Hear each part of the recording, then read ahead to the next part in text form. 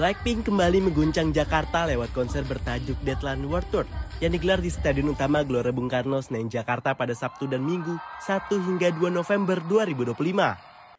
Antusiasme Blink Indonesia terlihat luar biasa, mulai dari antrian panjang sejak pagi hingga lautan warna pink yang memenuhi venue. Momen lucu juga terjadi di tengah konser, saat para member Blackpink menemukan penonton yang disebut mirip dengan diri mereka sendiri. Bahkan juga ada sosok yang disebut mirip Bruno Mars. Selain itu, Rose sempat bikin gemas penggemar usai mencicipi nasi goreng dan sate ayam khas Indonesia di belakang panggung. Ia menyebut makanan itu sebagai salah satu favoritnya selama tur dunia kali ini. Konser ini menjadi bagian dari rangkaian Deadline World Tour yang menandai babak baru perjalanan Blackpink setelah 9 tahun berkarir. Dengan penampilan energik dan interaksi hangat, mereka kembali membuktikan bahwa Blackpink tetap jadi salah satu girl group yang paling dicintai di dunia.